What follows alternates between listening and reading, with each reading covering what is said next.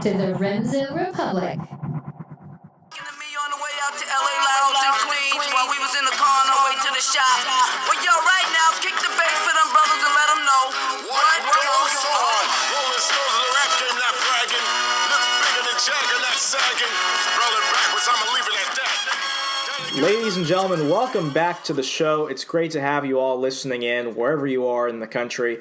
I'm your host of the Remso Republic, Remso W. Martinez, and I'm excited to bring up our guest, Corey Fauconier. For those of you that don't know Corey Fauconier is an independent hip-hop artist, a community activist. He's the current host of Talks Over Drinks, and he's the communications chair for the Libertarian Party of Virginia. Corey, thank you so much for calling into the show today. It's great to have you here finally. Remso, my pleasure to be on the show with you. I appreciate the opportunity very much. So for those of you that actually haven't seen Corey's stuff before, 10 Bucks says that you saw a nice Libertarian during the 2015 election cycle. I mean, that video just went like wildfire online, and at least in Virginia politics, everyone was talking about it. Even after the election, people still recognized you because of that music video. That's correct. Yeah, so how are things with the Libertarian Party of Virginia right now? What are kind of the things that you were kind of dipping your hands into this election cycle? Because I know you're incredibly busy with your business, with all the campaigns you're working on. How about you tell us a little bit about what's going on with you? Well, with me, still raising the kids, still with the family, doing another 2 episodes of Talks Over Drinks with my co-host Markel Prines. These are going to be Liberty editions that we're doing for JJ Summerall, who is running for U.S. Congress in North Carolina District 1. Still working on music, still hanging out my music crew, MSB 804 LLC. And MSB stands for Manifest Something Beautiful. Working with them on some new projects. Working with in Richmond, you don't have to declare a party. So I'm working on a couple of local campaigns here for city council and for school board, and just, getting around, circulating ballot access campaigns for Gary Johnson and Governor William Weld. Hopefully we will, get them on the ballot here in Virginia. So just keeping my ear to the ground, helping liberty in all its different facets. And, it's a really exciting time for Virginia politics. Yeah, the remarkable thing about you specifically, Corey, is you actually started getting involved in politics probably around the same time I did back in 2014. And in just a couple of years, you went from, just doing ballot access signatures, getting all that stuff, to managing campaigns, to really being active and changing your community. What actually made you such an active person in politics? Because this is a new thing for you, and you've been able to hit the ground running since you started. I think that community activism is something that I learned from my parents, Emma and Sylvester, back when I grew up in southeastern Queens. They were always involved in church functions. We had a community garden plot at Roy Wilkins Park. So I think that was something that my upbringing gave me, my parents and my community back in Queens gave me. Here in Virginia, I was a member of Toastmasters International from 2008. And that's how I got involved in learning about public relations and communications. So I worked with the various Toastmasters clubs here in Richmond. 2 of my mentors were Reggie Ford and Keith Hicks. And Keith, Reggie, and I kind of migrated from Toastmasters to the Richmond Crusade for Voters, which is the oldest African-American voting rights organization here in Richmond. And it was at the function, we had a forum in November 2014, and that's where I ran into Rob Sarvis and James Carr when they were running for governor and U.S. Congress, respectively. And I took my kids and my sons, listened to all of the political figures on the stage. And at the end, my oldest son was like, they call me Dread. He said, Dread, Mr. Sarvis kicked ass. And he just was real excited. Like he wanted to meet Rob Sarvis. And everybody else was talking about the Redskins score. And Rob Sarvis and James Carr were just very genuine. We helped put all the chairs back. We took pictures. And then after that, the only thing I could do for Rob's campaign was hand out literature, because it was at the tail end that I met him.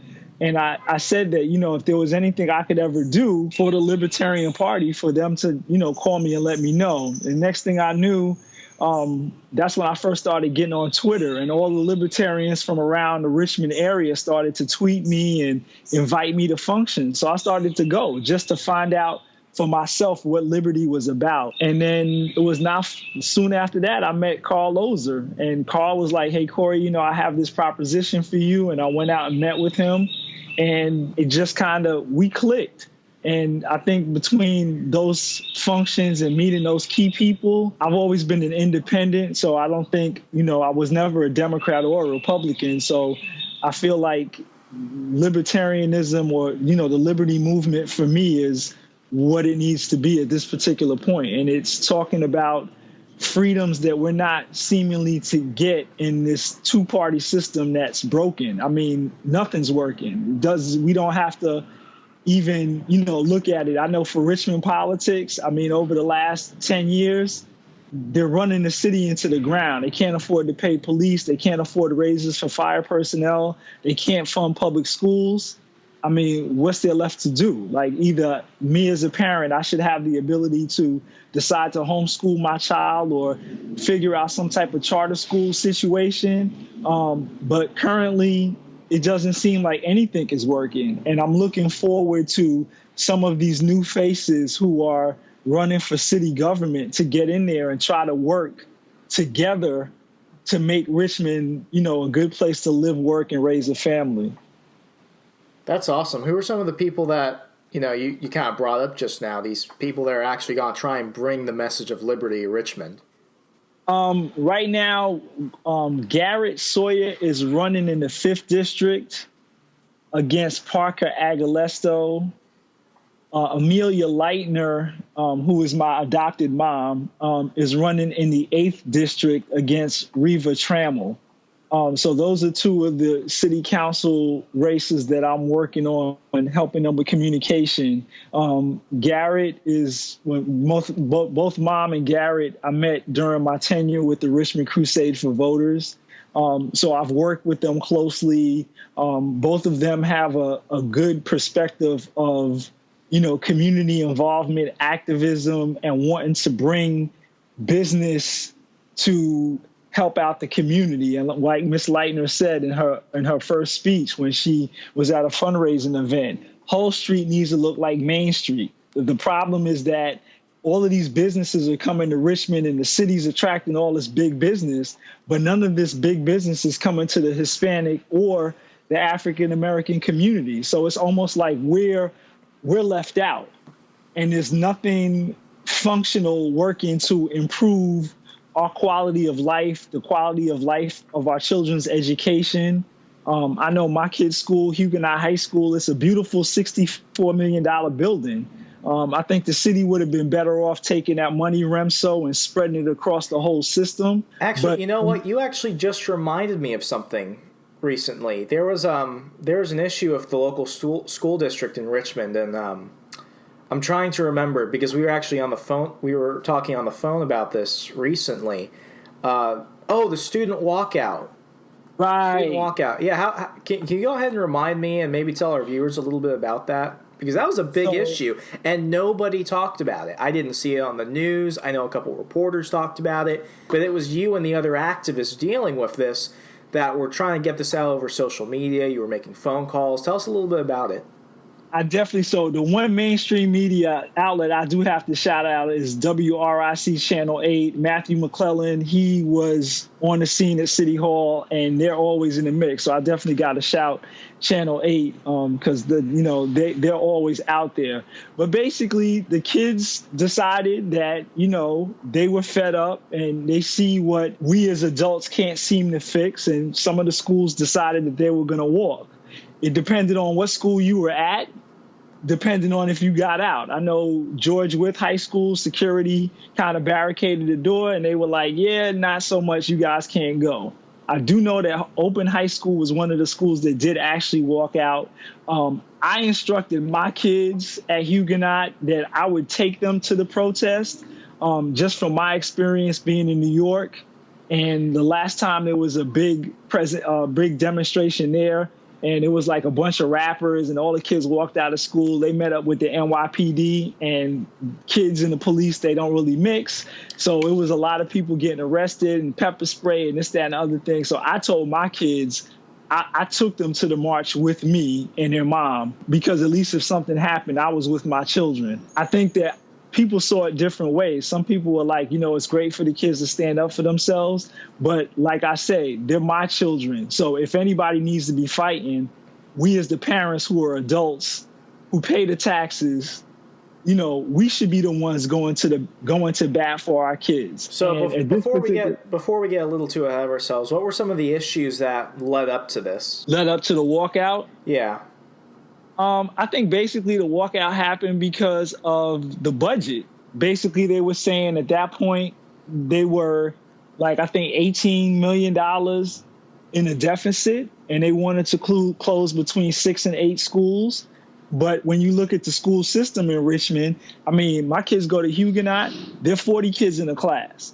So what schools were you planning to close, and where are you going to put the kids after you close the schools down, when schools in the African-American and Hispanic districts are already overcrowded? Like, where are we going to go? And then the other issue was that, you have gang activity in Richmond. So you're going to put 2 rival gangs in the same school? That's not going to work either. So I think at the point the kids were, and as it's being reported, we have this deficit. Well, you got money to bring Stone Brewery to Richmond. You got money to build the stadium for the Redskins, but you have no money for education. You can't find raises for fire and police personnel. So clearly, we're not being conservative or respectful with the tax money that the people are paying into the coffers. So I think all of that boiled over. There were a couple community groups that were like, yeah, we're going to go ahead and do this. And, that's how I think the walkout and City Hall protest was born. Yeah, I remember when this was going on and you were filling me in on what was occurring with that whole situation. I was a campaign manager for a local city council race in Lynchburg, and we were having an issue with balancing the budget to make sure that we could maintain our schools and everything. And I was, this was not a libertarian campaign. It was an independent campaign. I was, I'm a libertarian, but my candidate was a conservative. And we got kind of attacked by a lot of libertarians in the area when we were doing that, because we're talking about how to make sure we can balance the budget to maintain the schools. We're talking about how to make sure that we can keep public works going. And they're like, you know what, just let the schools collapse if that's what you need to do, because the money should go back to everybody else. Well, that's great. And I'm all for eliminating as many taxes, as many government public programs there are, but there's a need to be pragmatic. And in terms of things that you need to cut in a city budget, I'm all for cutting subsidies to businesses like the brewery you mentioned and to the Redskins Stadium. Those are worthless. Right. When you want to trim the fat on something, you should trim the fat and then get down to the nitty-gritty of everything else. As much as I am for free choice when it comes to how you school and educate your kids, I do understand one thing. You should not use public schools as a hostage crisis for how to manage a budget. And for Richmond to do that with their public schools, as you mentioned, that's not fiscally responsible. That's just downright stupid. I mean, it's just, I think what you guys did was great. Let's backtrack a little bit. The students are walking out. You're out in protest. What happens from there? How did this whole thing get resolved? Well, from what has been said, they found the money in the budget for a portion of the schools. I'm going to be real honest with you. I have not really kept up with that aspect of it. The last Richmond Times-Dispatch article I remember seeing was that they found money wherever they found it to kind of help close that budget gap. But I guess my concern is always the same. Last year we had a budget crisis, but last year's budget crisis was, I think, like maybe 6 or 8, and they kind of fumbled through that. So what happens is every year the crisis gets worse, but they're not talking about school choice. They're not talking about charter schools. They're not talking about online schooling. They're not talking about any other educational, other option. And recently, I know that the governor had vetoed a school choice bill or a homeschooling bill. I think it was a school choice bill. And from my conversation with the teachers union on Facebook, they were like, he vetoed it because there was something already on the books that was kind of similar. But the information that the teachers union sent me was from like 2001. So I was like, well, that doesn't seem too current. But I mean, if I could afford it, I would probably work to homeschool my kids. But unfortunately, I just don't have that type of income where, we can so one of us can stay home. But I just feel kind of like we're being held hostage by the government because we pay taxes. And, we as libertarians definitely believe that taxation is theft. Preach. And then they waste the tax money that we give on frivolous stuff. And I work down in Fulton Landing. So I pass that brewery every day. And I said I was going to go in there one day and see what my tax money helped purchase. But the basic bottom line is that they just, frivolously blow our money. And then every year they turn around and say, well, it's just not enough to go around. So, tough luck on the people. And it's like, to me, where are the Richmonders who have feeling like, enough is enough? Like, we can't just every year go through this cycle. Everybody wants to get reelected this year. But my question to everybody is, what's that person's history on voting, and what types of positive or negative things have they done to want to be remaining either on the current level that they're on in city government or graduating to the next level of city government? And kind of, to me, it's like, you got to look at the individual, figure out what they've done. And if they're not doing anything that's going to, as Ms. Leitner says, make Hull Street look like Main Street, I think it's time for, to kind of sweep the broom and kind of clean house. That's just my opinion. No, I agree with you. And, I'm glad you brought up the upcoming elections, because right after this commercial break, we're going to get straight forward to talking about what we should expect in November. I'm Remso W. Martinez, and you're listening to the Remso Republic. Hold on tight. We'll be back in a minute. Take the show on the go by subscribing to the Remso Republic on iTunes, SoundCloud, Stitcher, TuneIn, Google Play, and YouTube. Don't be left out.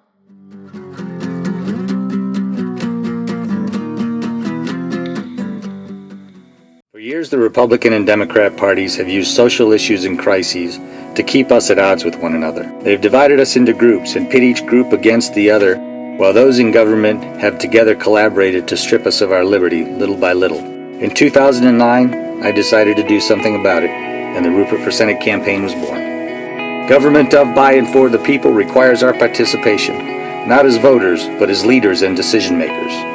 But the parties have made it all but impossible for real, ordinary Americans to do so. So this average American has, since 2009, worked to give the voters, at least of Ohio, a choice outside the parties. The message is simple. The Constitution protects every American equally, but it's powerless to protect itself. That's our job, and it's time we take it seriously. I'm Scott Rupert, independent candidate for Ohio's U.S. Senate, and I approve of this message.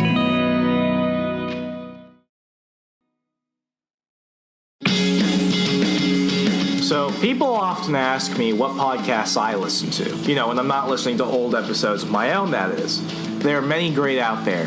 There are some that are entertaining, funny, you learn from them. They just give you a great insight you're not going to hear anywhere else. But there's one show that really comes to mind when I think of where to get your starting ground and understanding what open minds and open markets mean. It's actually the show that I listened to when I first started learning about libertarianism. It's the Lions of Liberty podcast with its host, Mark Claire. Mark and his team do excellent things, from libertarians in a living room drinking liquor to Felony Fridays. They have a great list of just amazing interviews talking to the movers and shakers in the liberty movement. And let me tell you, if you want to get your friends who are a little apolitical, or they're a little liberal or a little conservative, but they like the ideas of liberty, Mark Claire will give it to you at the Lions of Liberty. So go ahead, check them out on Google Play, Stitcher, and iTunes today, and check it out for yourself. I guarantee you will not regret it. Check it out today at www.lionsofliberty.com.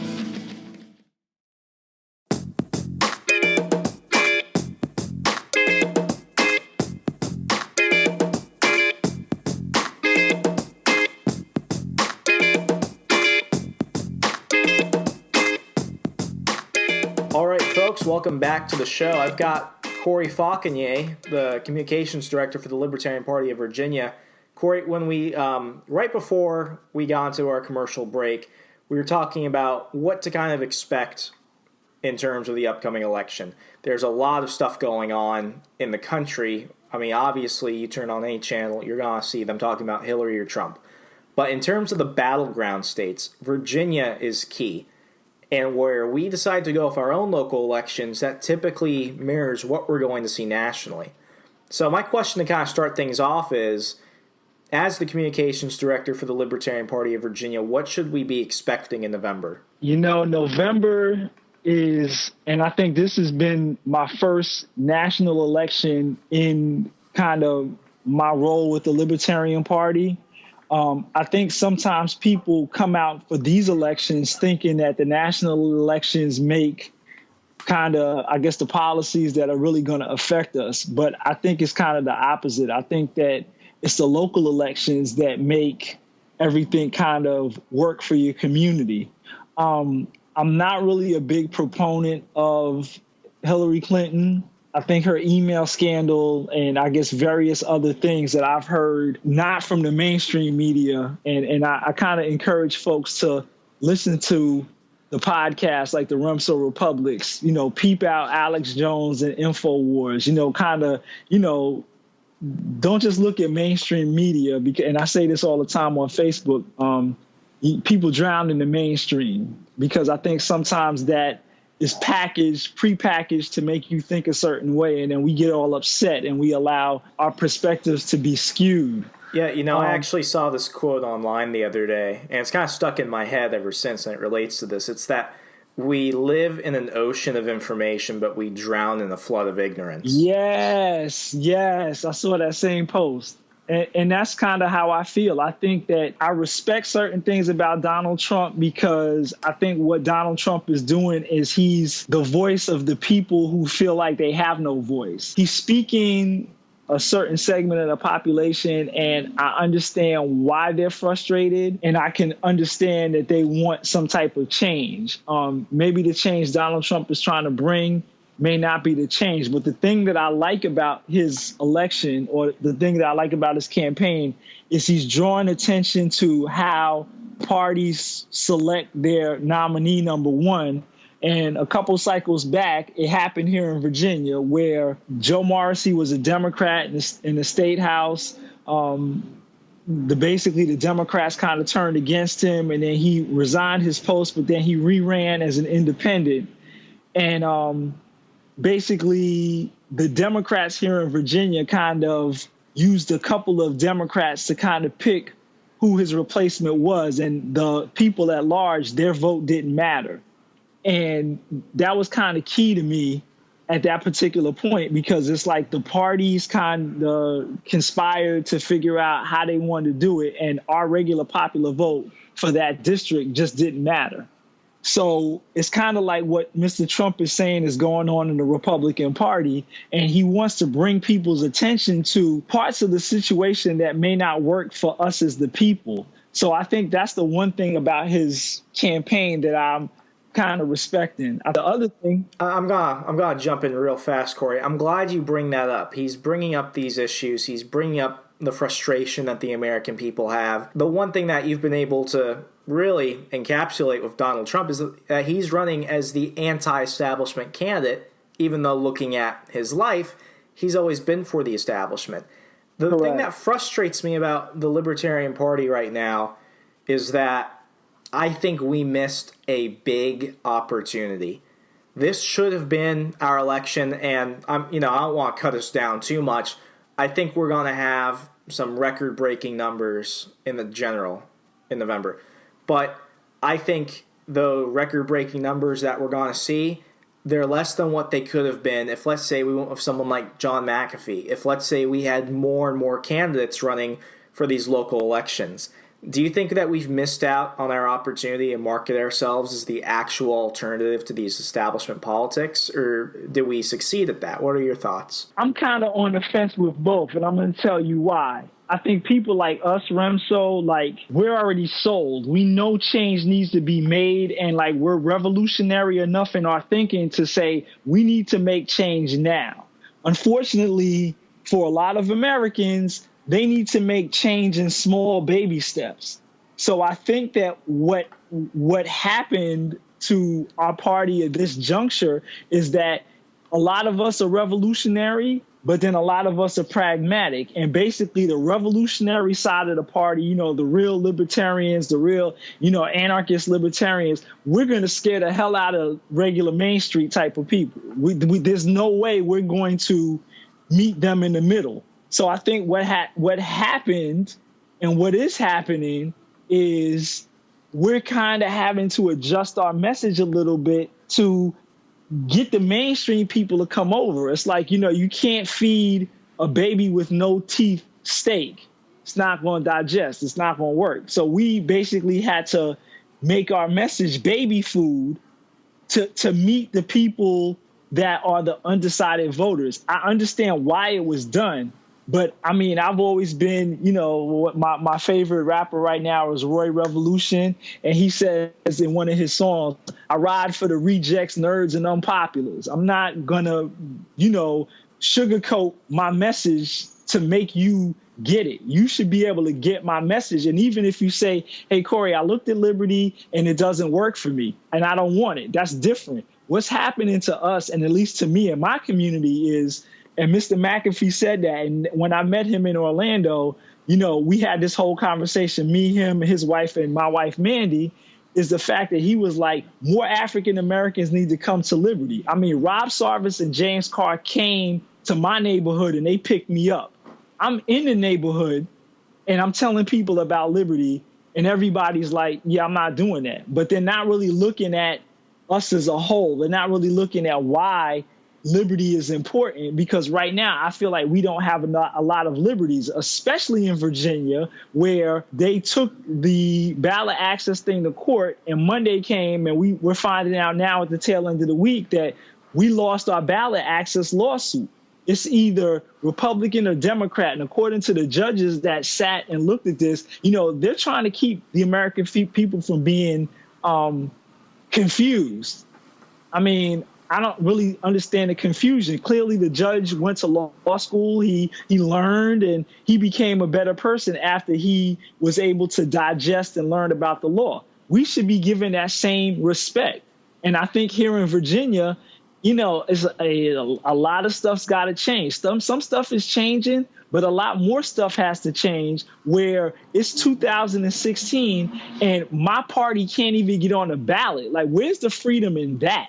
There's no Democrat or Republican. If you don't want to talk about any other liberty issue and you want to talk about ballot access and you wonder why libertarians are upset and we don't want to do certain things and we feel like we're under the gun, it's not right. And there's no way you can paint it to me anyway. Like, it's not working. It's not working in my state. Yeah, that's actually what I want to lead into the next segment with. But right now, we're going to go ahead and take a quick commercial break. We'll be back in a minute. Stay tuned. This conversation does not end here, folks. Just hang on tight. Remzo in the mix. What's our problem with messaging the ideas of liberty? Is it the ideas? Is it the people? Maybe it's both. Maybe it's the fact that we're just not doing it in a smart type of way. This is where the Libertarian Youth Caucus comes in. The Libertarian Youth Caucus represents the millennial wing of the Libertarian Party. They're trying to expand the party base while finding new ways to communicate simple, timeless principles such as open minds and free markets. What we need to know is how to find the next generation of voters and make them vote for liberty. We can have a smaller government and a freer economy in our lifetime. And I believe that if we want to help invest in the Libertarian Party, the best way to do so is with the Libertarian Youth Caucus. Learn more about them today at lyc.silkstart.com. That's lyc.silkstart.com. This message is approved by the Libertarian Youth Caucus.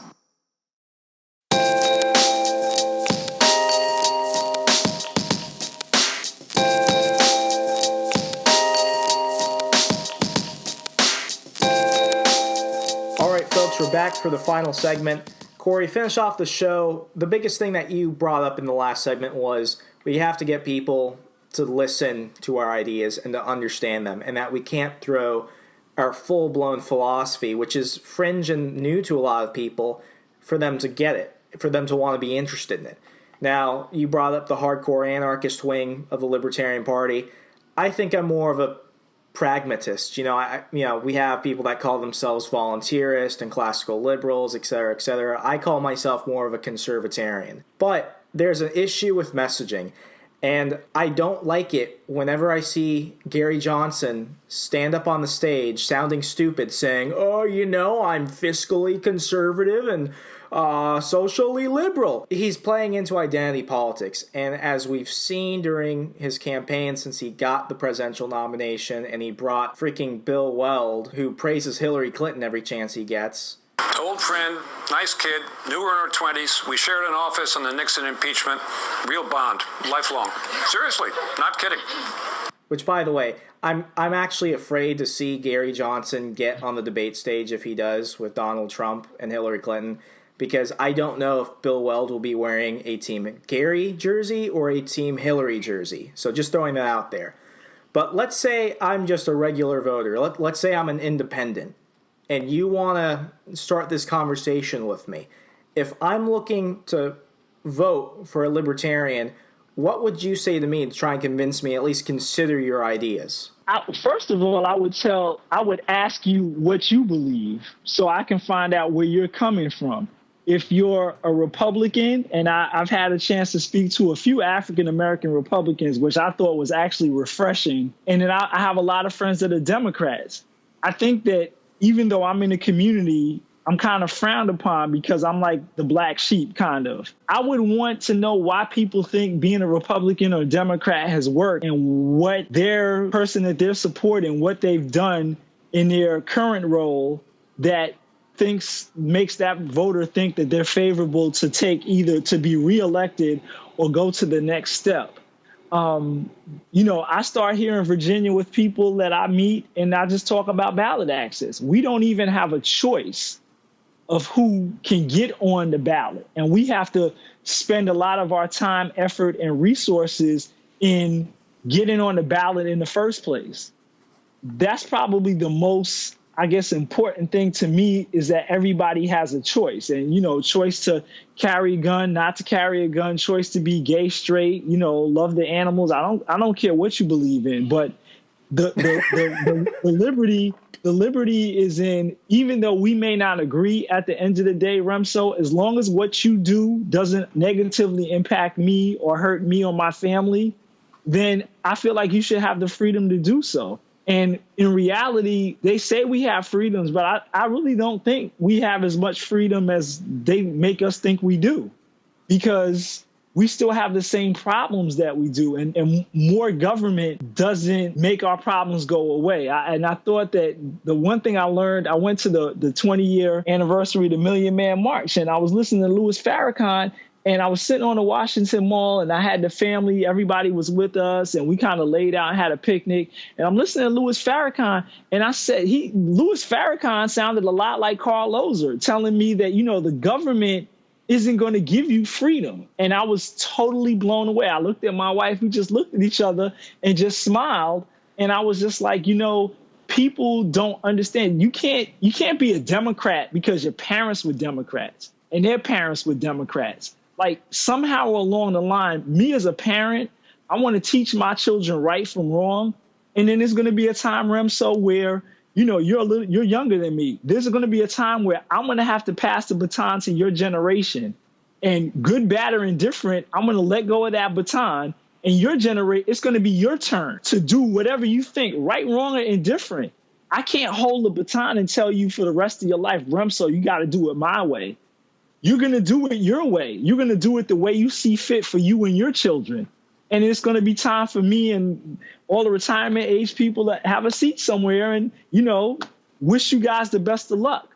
And I think that, unfortunately, a lot of people are Democrats and Republicans because their parents told them that that's what they need to do instead of them finding their own way. No, I agree with you entirely on that part.